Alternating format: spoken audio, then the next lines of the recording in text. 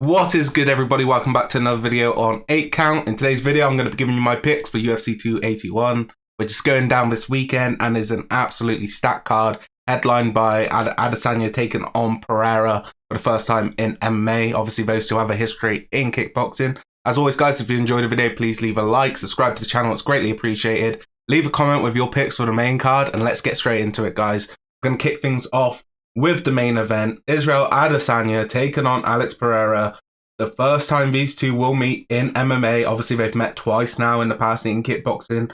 Pereira walking away with a victory in both fights, but, you know, it's not as simple as that. Obviously, he got the massive KO win over Adesanya in their last matchup.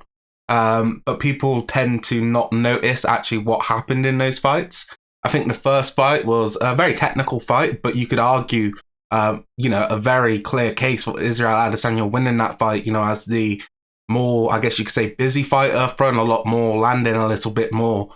Pereira as well, he isn't this guy who's constantly putting Israel Adesanya on the back foot, which is what I think a lot of people just, without watching the fights, probably believe. As Izzy backed him up, a lot in that first fight. And then the second fight, he was able to do it as well, where he actually stunned Pereira really bad, had him really buzzed on his feet, and could have easily got the finish in that fight. Got probably a little bit ahead of himself, and Pereira was able to land a massive left hook, which knocked out Adesanya and kind of stole him the victory once again. So he's got 2 wins over Adesanya, but you could argue a case that Izzy probably should have won both fights. The KO, very important. How is it going to play into the mentality of Adesanya? Is he going to go into this fight? Is he going to be scared? I don't think that's the case.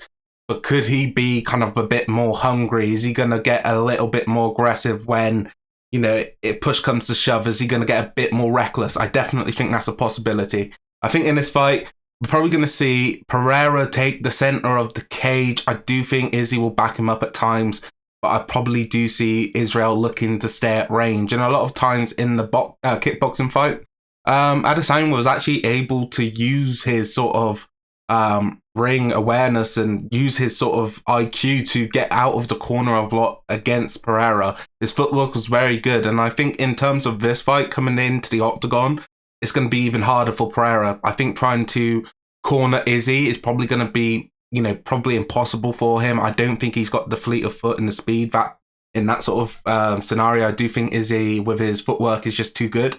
So I wonder, is Pereira going to maybe play, not necessarily wounded, but is he going to let Israel come onto him? Because that might be where he has the most success to actually get this fight and finish it.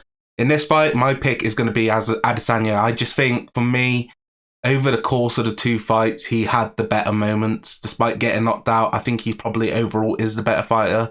In the MMA, there are questions is, could this fight hit the ground? And if it does, who's going to have the advantage? Obviously, Pereira trains with a load of Brazilian killers, but I think Adesanya has shown, his sort of levels in jiu-jitsu getting even better, especially off his back. But, what if he ends up in top position and stuff like that? I think it's interesting. These are areas which we haven't really seen either of them in.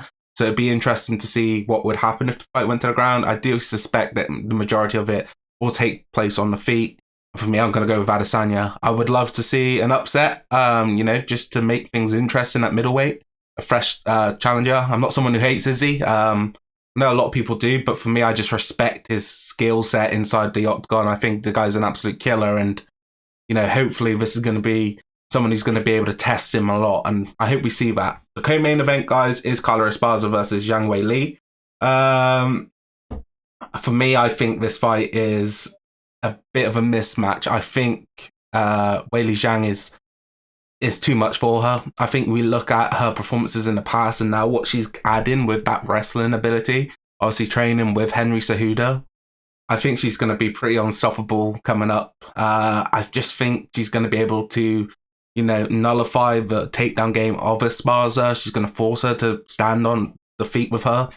And I just don't think Esparza's got the skill set or the sort of stopping power to earn her respect. I think Weili may just run through her, similar to what she did against Jessica Andrade when she first captured the title.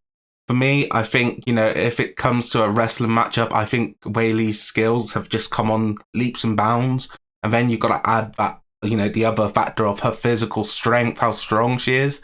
it's going to be difficult for Esparza to take her down. And if she does take her down, is she going to be able to stop Weili from getting up? I actually think we might see Weili go for a takedown of her own.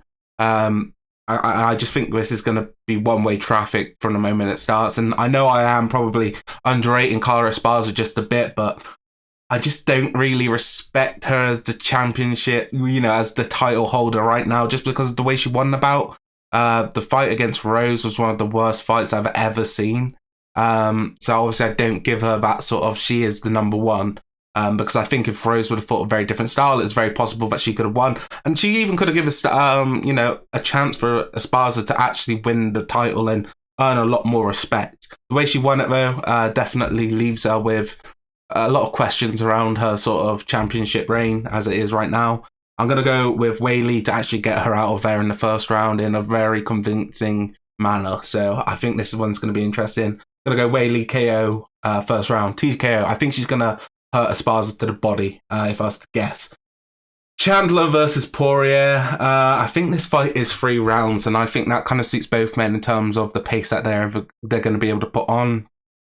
If I was Chandler, things he's got to worry about, probably the lead leg of Poirier. I think Poirier may look to use the lead leg kick to kind of get involved. Obviously, Poirier southpaw and Chandler orthodox. You're not going to see that rear sort of calf kick that Poirier threw against Conor unless, you can force Chandler maybe to switch stance. I think the wrestling of Chandler is going to be important in this fight. Can he get in on a couple of double legs and, secure some ground control time? I do wonder how that's going to play out. I think in the boxing, that Poirier is probably even more experienced and probably the one who can probably control the fight more using those longer weapons. I think out of the two, Chandler is way more explosive, probably more dangerous when it comes to just a one-shot stoppage. I think we're going to see Poirier look to keep Chandler on the end of, his left straight. But I think it's going to be such a high-paced fight. I think there's going to be a lot of madness in this one. I think this is one that everyone wanted to see, and this is one that both fighters wanted. I think this could be fight of the night. It's really tough to pick. I think if I was to go who's the better fighter overall, I'd probably go Dustin Poirier right now. But, it is Michael Chandler, man, and what he did in Bellator is nothing to be, turn your face up at. And I just wonder, can he hurt Poirier? I think it's very possible. I think Poirier is someone who offensively is very strong, but I think defensively at times, can be kind of, people can pull it on him, and I wonder if Chandler can do that. I'm probably going to go for Poirier win by decision, but this fight is very, very interesting. Frankie Edgar taking on Chris Gutierrez. An interesting one. It's Frankie Edgar's last fight, and, this is a real tough matchup. Chris Gutierrez is no, punk, and he's been very successful so far in his sort of young UFC career. Hasn't had an absolute ton of fights, but he's been, he's won the majority of them. I think he maybe lost one fight in the UFC, but wins over Yule and very impressive. His only loss, I believe, is to, did he lose to Durden? I feel like he may have done, but other than that, he's undefeated in the UFC. Frankie Edgar, on the other hand, an absolute legend. I can remember watching his fight against BJ Penn, and I was the biggest BJ Penn fan back in the day when I was a little kid. Kind of got into the sport while he was champion, and I just thought he was the top dog. And, when Frankie kind of run over him and made it look easy, and he did it twice. And I think they ended up fighting a third time, right? Which was just horrible watch. But Frankie was such a legend, man. Very easily could have become a champion at more than just 155. If he maybe had started his career at a lower weight and started at 135, he easily could have been the champion there. He could have been the champion at 145. If maybe, the occasion and the timing was right for him. But to think now he's going to be ending his career at 135, taking on Gutierrez, thinking that, back in the day he was fighting at 155 pounds. It's kind of nuts to think about. And I hope he's going to get a good send-off, man. I think he really deserves it. I think the respect he deserves from, his time inside the octagon, he's been phenomenal. And, it's unfortunate to see what's kind of happened with him. Obviously he came off the fights, at 145, he was looking to come down. I think he lost to Holloway before going down. Yeah, that's right. So he beat Swanson, which was a great victory. Lost to Holloway. Wanted to go down to 135, and obviously got given Chan Sung Young on short notice and got knocked out. Went down to 135, beat Munoz, but lost by knockout in his last two now against Cody Sandhagen and Chito Vera. So those were two scary knockouts, man. And, you know, I think he's taken the time off to probably recover for his last fight. I hope he can get the victory, but I think it's going to be a very tough outing. I think it's going to be crucial for Frankie Edgar to secure the takedown early on, land some ground and pound, and I think he'll get a decision victory. The last fight on the main card is Dan Hooker taking on Claudio Puelles. Now, for me, I think this is a really intriguing matchup in terms of how long can Dan Hooker keep this one on the feet, because I think if he can keep it on the feet for the duration of the fight, he'll have a lot of success. And, you know, I just don't think that's going to happen. I think that Puelles will get the fight to the ground at some point in the fight. And how quickly can he finish Hooker if he gets him to the ground? You know, can Hooker stay safe? These are the sort of questions I have. I think in this fight, Puelles is going to maybe get a takedown early on in round one. Maybe not get the finish, maybe have it close towards the end of the round, but probably gets a finish somewhere in the second.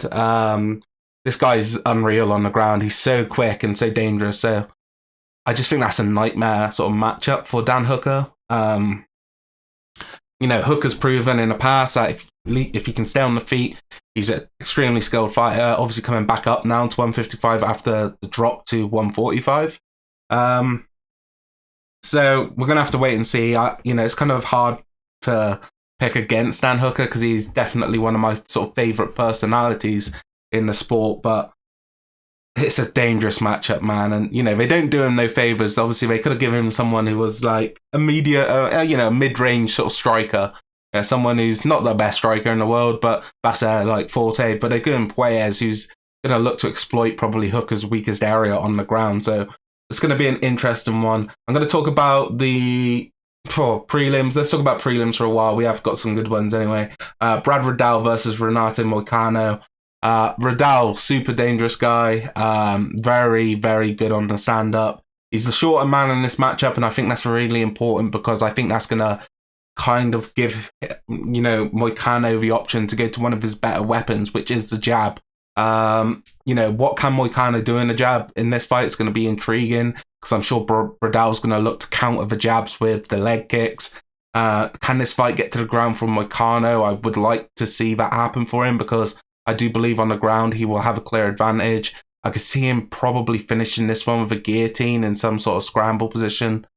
I think on the feet it's going to be a lot closer than people think. I think Moicano is so skilled and, you know, underrated. This guy's done a lot in the UFC so far. I feel like he went on a run at some point last year, right, where he picked up a lot of wins. I was a fan of him back in the day when he was fighting Brian T. City or Ortega. That was a really close fight back in the day, but yes, this is right. Moicano wants money. This is where this happened, right? He obviously lost against Dos Anjos over a decision. But before that, he got two victories in real quick succession against Hernandez and Jai Herbert. He narrowly lost. He got finished by Vazayev, but before that, he beat Handozovic and he lost to Sang Chung Young. But yeah, I'm a big fan of Moicano. I definitely think he's one of the more underrated fighters in the division. I believe he can get a win here, and I believe he will. I think that the big difference is the height difference. You know, can he catch Riddell maybe with one of his other, techniques like a knee on the way in? We'll have to wait and see. Dominic Reyes versus Ryan Spann. I do believe this is one of the most interesting and intriguing fights on the card. You know, Dominic Reyes was an absolute stud when he first came into the UFC, and he was kind of running through everybody, I guess you could say. You know, all the way up until this title shot, beating a lot of top guys and even legends at the time. You know, beating St. Preux the way he did, you know, made it look easy against St. Preux and Reyes. And he got a first round finish against Weidman when he came up. Went up against John Jones, and many people thought he won that fight, including myself. Got on the wrong end of a decision, but then it kind of all went bad for him. He fought Blachowicz in a interim title eliminator, I believe it was at the time. And Blachowicz kind of ran through him and hurt him really badly, busted up his nose. He was landing a lot of the body kicks in that fight as well, I remember. And then Prochazka kind of took a note out of the Blachowicz book and finished him as well in even more devastating fashion, I think you could argue. So he's obviously taken a lot of damage in his last 2 fights.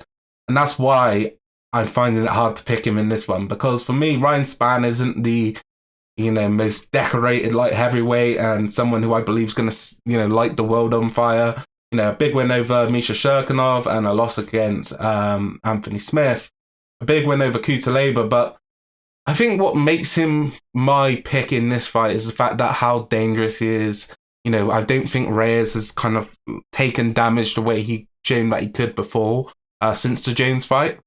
And I feel like Spann has got those physical attributes which are going to make him dangerous. He's super long, he's fast, he's explosive. I think he can get to Reyes. I think he can hurt him, maybe get that TKO finish, or maybe he's going to finish it with another guillotine. I'll have to wait and see. I'm going to pick Ryan Spann now. I'd love to see Dominic Reyes get back in the mixing because I think when he's on form, he's one of the top light heavyweights in the world right now, and be interested in kind of interesting to throw him into the mix with these other top guys to see what can happen in the future.